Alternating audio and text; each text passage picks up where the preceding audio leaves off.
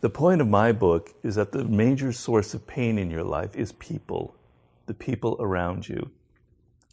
And you're not maybe thinking in these terms, but I'll explain what I mean in the following way.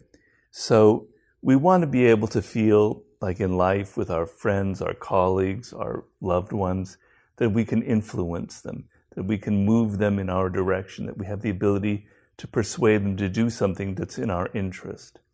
And the feeling that we can't do that is deeply painful.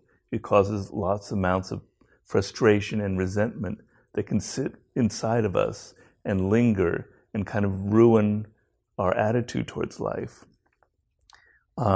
Sometimes there are toxic people in this world, and they enter our lives, and we didn't foresee them.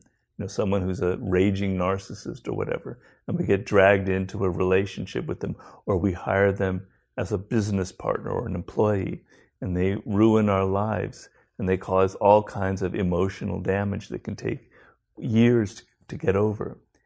And then another level is we have friends and partners and spouses, and sometimes the connections between us are very fragile and thin. Our friendships are continually breaking up.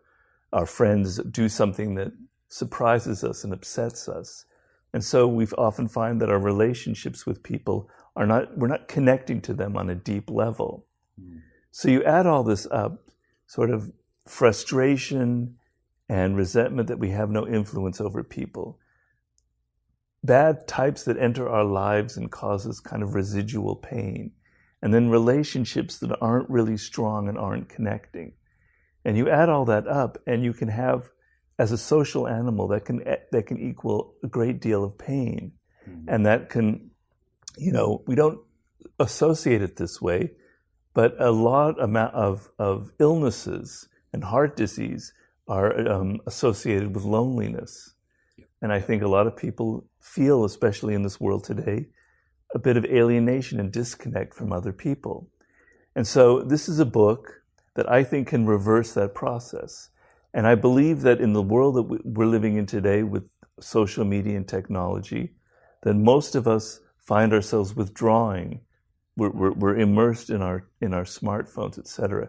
We're not connecting in any deeper way. So these kind of tendencies and this pain that I'm talking about is actually getting worse. And so this is a book about how to reverse that, how to recognize those toxic people well in advance before you get entangled in their mess, before you become enmeshed in their dramas, how to learn the real way towards influencing people, towards working with their willpower to get them to do what you want so you don't feel this constant frustration. And then how to connect to people on a much deeper level as a human being. I talk a lot in this book about empathy. And as a social animal that we are, we have this ability to understand people in a way that's nonverbal, where we can connect to them in a kind of visceral way through our empathy. And I can begin to understand what it's like to be Julien. I'm not you. I can't be inside your head. I can't know you from the inside out, but I can get closer to that. We have an almost telepathic power if we tap into it, but we don't tap into it because we're so immersed in ourselves. We're so self-absorbed. I think we've all had this experience.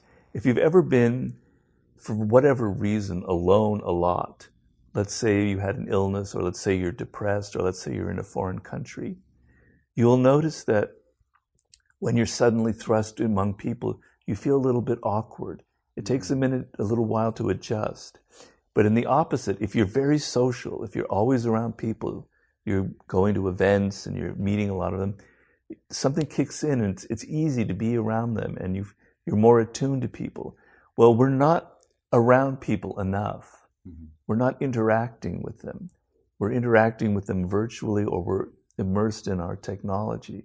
And so just by the fact that you're out there socializing with people, one-on-one communication, you're going to develop this skill. We're animals. We're living, breathing animals. We have blood and heart, and we connect to people viscerally, physically. I see your eye contact. I'm able to connect with you on that level. I'm able to hear the tone of your voice. I'm able to read your body language. We read people in a way that we're not even conscious of. We pick up signals that people are giving off through their nonverbal communication. And when you're not paying attention, I mean, I notice in restaurants there'll be couples and neither of them are looking at each other. They're both like this. Buried on the phone, yeah. So you're missing all of this information that people are giving out about themselves, about their likes, about what excites them, about what makes them an individual. You're missing all of that because you're not paying attention. The most important law of human nature is that we deny that there is such a thing as human nature. So I have chapters on all of these sort of primal forces that I believe govern us. Our irrationality, the fact that emotions control us, the fact that we tend to be self-absorbed and that we're all sort of narcissists, that we are prone to feeling envy, to constantly comparing ourselves to other people, that we have a dark side, that we have aggressive tendencies. But when we think of these things, it's always the other person. I'm rational and you're irrational. I care about people, you're the narcissist. I'm a nice, wonderful person, you're aggressive or passive aggressive. I never feel envy. I don't really have a dark side. We have a tremendous need to feel of ourselves as being superior. Now, I'm not trying to bum you out with this book or make you depressed, but I think by understanding yourself better, by understanding that you're not nearly as great as you think you are, that you do have these tendencies, you actually can begin to change yourself. You know, the self-help genre is a huge genre. I'm definitely within it. But a lot of books, we read books and they don't really lead to any kind of change because they don't challenge us. They're not looking at the reality of who we are. And I believe you can't change yourself and can't get out of these bad patterns that you're probably locked into unless you actually look at who you are. You actually understand that you are subject to many of these forces that I talk about. Yeah, it's true. Most traditional self-help books that we read is all about positive thinking or something that'll reinforce how good of a person I am. We kind of scan through it. We have that bias where we just block out things that challenge us. It's like, how amazing you are. Of course I'm going to read that. Tell me how amazing I am, as opposed to, here's what's really going on beneath the surface. Do this in-depth audit on yourself. Right. Confront your inner demons. That's no. But the beauty of the book is that, of what I'm trying to say, is that we are all the same. That nobody is exempt from this. That nobody is actually superior. So it's not like you're worse than other people. It's just, this is who we are. So if, because of our nature, because of how we evolved from millions of years ago, we have a tendency to get caught up in the emotions of other people, viral effects, emotional contagion. Why would it be that some people are exempt from that and others are not? No, we are all subject to these forces. And it's better to be realistic and look at it than to be someone that's avoiding the truth of the reality. I think too many self-help books try and compliment the reader. Say you're really, this is holding up a kind of idealistic image of who they are. I'm the opposite. I'm trying to show that you're actually as screwed up as other people are, and it's better to confront it and turn this around somehow. Yeah. And if you're aware of that, you can take that energy that we all have and actually channel it into something productive. If you stop denying it, and you realize you have this energy, you can turn it into being ambitious and pouring that aggression into becoming something great, into making something great, into using that energy to fuel your persistence, to push past any kind of adversity, to be aggressive when it comes to getting your way and getting what you want. And I even talk about the positive aspects of anger and how to channel your anger into your work. I use a lot of anger in my books because I am angry about people's hypocrisies and the stupidity that we constantly confront. And I use that anger to fuel my writing. But instead of getting angry at people and pissing them off and making a lot of enemies, I channel it into my work, into my books. You can channel your anger and your frustrations into your work. There's many ways to take that aggressive energy and make it productive, but you won't do that if you deny that you even have these tendencies. Look at it this way. I'm trying to tell you that you don't understand the people that you're dealing with. You really don't know who they are. You're walking around thinking that you know your wife or your husband, your children, your boss, your friends, but you really don't have a clue. Yeah. You don't understand their experience. You don't really know what they think of you, actually, as well. Most of the time, you're projecting onto them your own images. Let's say, you had a particularly bad relationship with your father or your mother, and you don't like people in authority because of the relationship to your father. And so you meet somebody who's powerful, who has authority, and you hate them. You have a bad instant reaction because you're projecting onto them some image from your own childhood. Mm-hmm. So you don't see the people that are in front of you. You're not seeing them. You're not understanding them. And what happens when you operate in darkness? When you operate without knowledge, you make mistakes. You say something very stupid that offends the other person. You don't even realize that you've offended them. And weeks later, you notice that they're kind of cold and they're not responding to your texts and your emails. You have no idea why, because you probably did offend them in some way, because you don't know who they are, you don't know their experience, you don't know what's going on inside of them or what their likes and aversions are. So if you stop for a moment and tell yourself, damn, I don't know what the people around me are really thinking about me, it's a startling revelation, and you're going to want to change. So I'm trying to say that people have a character, and what I mean by that is it's their core, it's who they are, it's something very deep. It comes from their DNA, there's a genetic component. It comes from their early childhood and the kind of attachment they had to their parents. It comes from their early experiences with friends and teachers and at school, and it makes them who they are. And their character tends to be revealed in certain things that you must pay attention to. And the reason it's so important is you want to be able to judge people by their character. You want to know what runs them from deep, deep within. Because if you don't, if you make a mistake, you will hire them as a business partner, or you'll get involved in a relationship, and it'll be a disaster because you didn't see that actually they have very negative patterns and they only come out later. So I want you to be able to look at the people you're dealing with and literally see their character. And I give you some clues and tips on how to do that. First of all, people have patterns of behavior. Nobody ever does anything once. So let's say if somebody sent you an angry email that offended you, and then they go, "Oh, I'm sorry, but that's not who I was. Something came over me. I'm not that person." Yeah. You will probably accept that, but the truth is they never did that once. It's a pattern. They've done it many times. If they've screwed you in some way, they've screwed 10 other people in their past. You want to see people's patterns of behavior, that kind of compulsive element in them. Okay, that'll show you something very deep in their core. You also want to look at them in the moments where their guard is down. We all wear masks. We all try to present ourselves as being noble and great. But the mask comes down in certain elements. So you want to look at how they treat their children, their spouse, their employees. They might be nice to you because they want something out of you. But when their back is turned and they're talking to other people, they're the biggest raging asshole around. That gives you signs if they're trying to disguise this from you. But in the little details of life, they kind of reveal who they are. Mm-hmm. You want to see how they react under pressure. People under pressure reveal something elemental about themselves. If they get hysterical, if they get prone to pointing fingers and blaming other people, right? Yeah. And if people have power, if they suddenly gain power, if they're elected to an office or they're made manager or whatever, they suddenly will reveal elements of their character.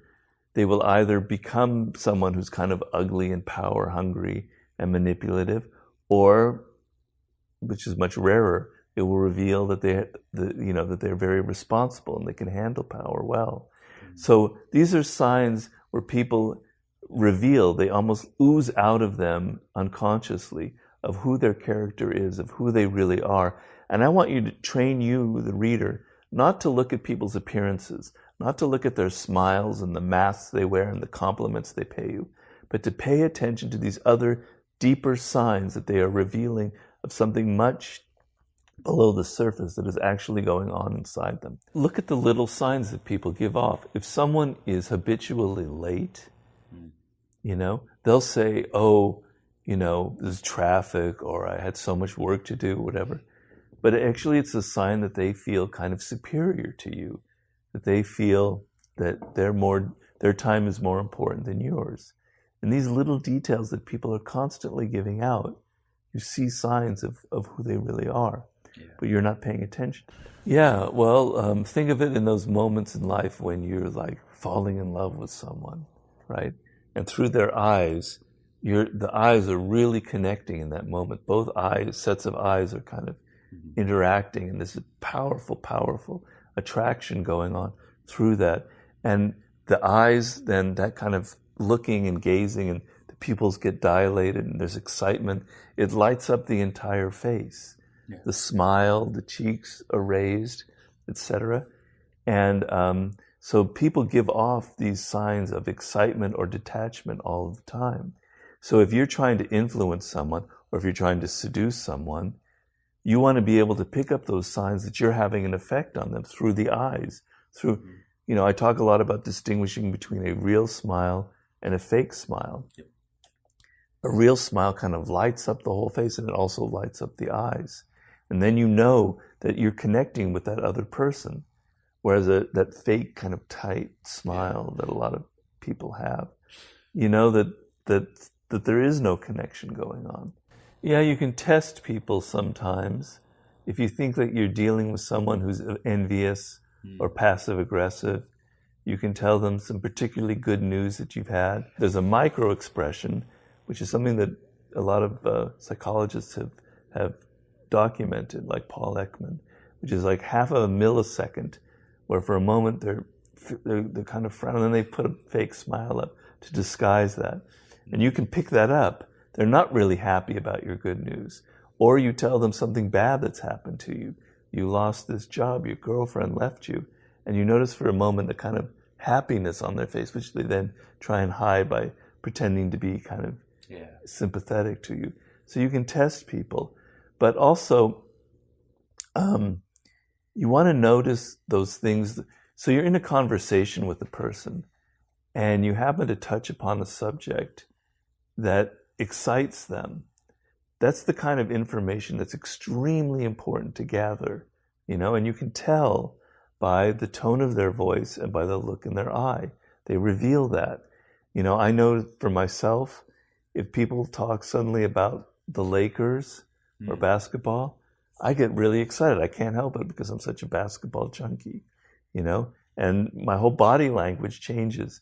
But if conversely, if there's a subject that I really don't like to talk about, like, cancer or some subject like that, my whole body language changes. You're missing these signals that people are giving out in your conversation, but they reveal a lot about the likes and dislikes of these individuals and how you can appeal to them. Yeah, everything that happens in the present, I want you to look back and see the roots of it in your early past. And think of it this way: when you were a child, you were extremely open and vulnerable, much more than you are now. As we get older, we become defensive, and the walls go up, and we're more trying to protect ourselves from people. But when you're a child, you're extremely open and extremely vulnerable to the energy of the people around you. Those first few months with your mother, if that's who you spent your first few months with, are critical. So much of the energy from that mother was absorbed into your spirit and creates patterns of behavior. The same can happen with your father, and the same thing happens with your siblings. And so I want you to examine this in depth. In each of the chapters, I go and show you the roots in your childhood.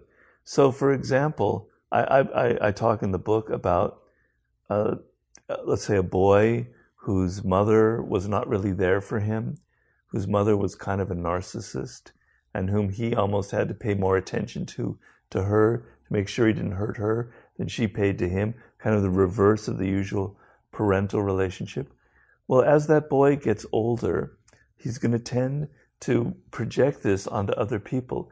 His greatest worry in life is that people are going to abandon him, like his mother abandoned him when he was a child. And so he gets into a relationship into his 20s, and he's with a woman, and for a moment she acts in a way that's not so friendly or a little bit cold, and he immediately feels, oh my God, she's about to abandon me, she's about to break up. And he gets hostile and he initiates an argument of some sort, etc.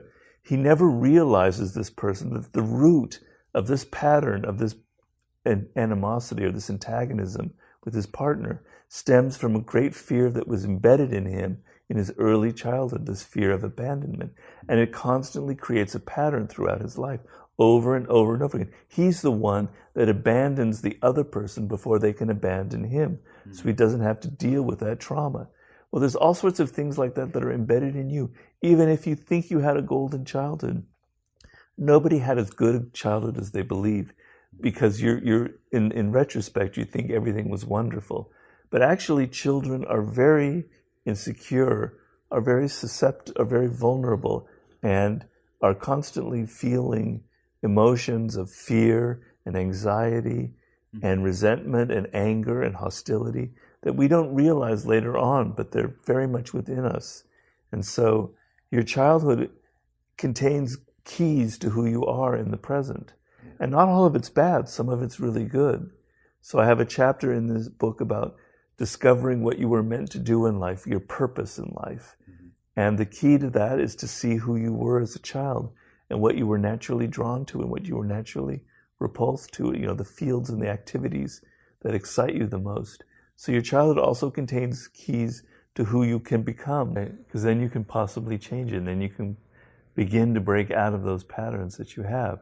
Yep. So if you understand that you are the one projecting this fear of abandonment or hostility onto other people, then you could stop it. You could stop it, and you could realize that that woman you thought was about to abandon you was actually just in a bad mood or just was dealing with something else. And then you can break out of this horrible pattern that's ruining your life. Yeah. But you can only begin to do that when you confront your own demons, when you confront these elements in your character that are causing you to repeat over and over again the same thing. One thing I want to do in this book, and I think it can really liberate you, is to not take anything personal. Now, I know that sounds like an ideal that's really difficult, because we're always taking something personal. If someone says something, we get in an argument, or they say something that we perceive as hostile, we assume that they're being personal, that they're attacking us. They're attacking us for who we are, and we really are upset about it. But nothing is really ever personal in the realm of social relations. Oh, nothing, rarely is it. So that when a person shows anger towards you, or resentment, or some kind of negative emotion, 95% of the time they are dealing with their own emotions, their own problems, their own traumas, something from their childhood. So if you realize in that moment that they are frustrated not because of you, but because of the day that they were having, because of a phone call they had earlier in the day, because of problems rooted in their childhood, it frees you up from getting resentful and angry and creating these kind of spiraling misunderstandings. So if they are actually upset with you because of something that happened earlier in the day, and you take it personally and you get a little angry, you then make them have a worse mood than they already had. And then they say something worse, and then you get more upset. And just ping pongs back and forth. Yeah, it's kind of a descending spiral here. So you want to be able to break out of that. You want to be able to feel free and not take things personally. People don't mean it that way. They're dealing with their own shit, their own problems. Yeah, it's all stems from what we were talking about earlier, where you're not really seeing the people around you. You're not really dealing with the reality. You're dealing with an illusion. You're dealing with your own projections, and you're dealing with the mask that they present. So people are always showing, their best side. They love their job. They have a great partner, a great family, etc. And they tend to disguise the bad things, the depressions or the negative emotions that they're experiencing. And so you're feeling envy, You feel, wow, God, my life isn't as good as their life. If only I had their child, if only I had their loving parents. But you're not seeing the reality. And probably if you got closer to them, if you were inside their family and you saw how they interact with their children and their spouse, you would realize that they're presenting to you this very idealized picture, that it's not as rosy as it looks. Yeah. And then you don't have to feel envy. You don't have to compare yourself. I don't know if you've felt this, you out there in the world, or you, Julien, you're doing some project, you're doing some work, you're writing something, you're creating something, and you get into this flow where your focus is so deep on the work itself, and you feel really light, and you feel really excited, and there's no emotional baggage. You're just in the moment dealing with this project and making it great.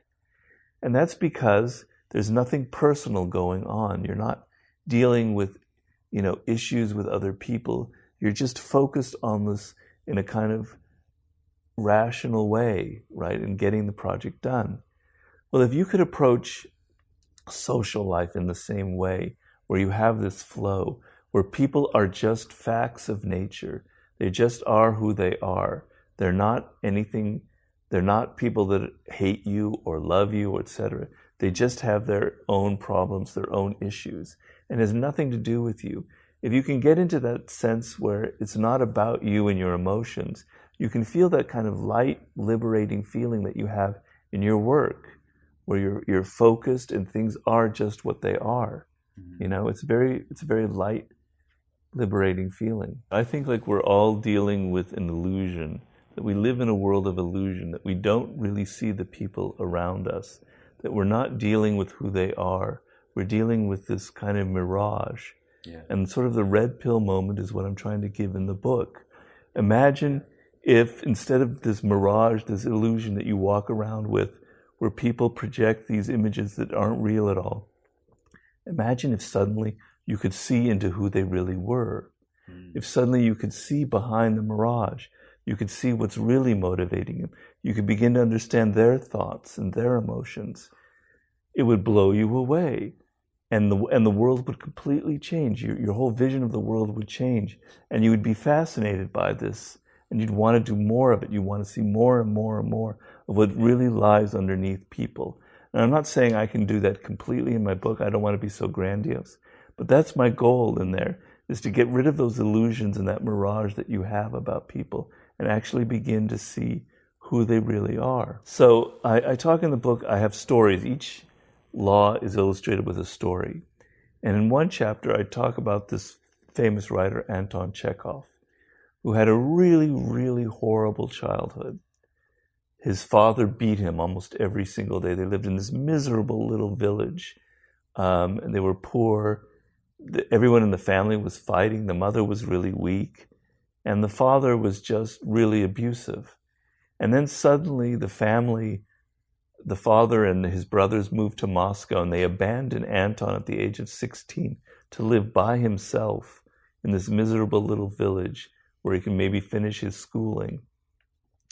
And he starts to feel insane amounts of resentment and hostility towards his family, towards his father who beat him every day, towards his mother who never stood up to him.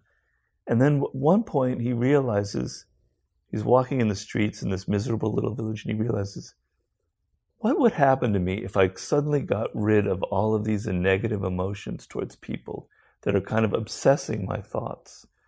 What if I really tried to understand my father instead of hating him? And then he took a step back and he said, my father was born a serf. He was basically a slave who was later freed. And his father beat him. And his father made him go into a profession that he hated. So naturally he became an alcoholic, and naturally he beat me, and he can't help it. And as he went through that process, he felt waves of love towards his father, like he could understand him, like he'd get inside his spirit. And he did the same with his mother. His mother couldn't help being passive, because that's how she was brought up, etc. And no wonder his siblings were so wounded by this childhood. And as he went through that process of understanding people and getting inside their story, he felt this insane liberation from all those negative feelings of hostility and resentment and bitterness. Oh, why was I born into this family? Oh, why did I grow up in this village? And he realized it was all for a purpose and it was fine. And going through that process, he actually began to see his father for who he really was, not for this projection that he had. And it completely liberated him from all of his negative emotions. So that's a bit of the kind of feeling I think you can have by going through some of these processes that I described.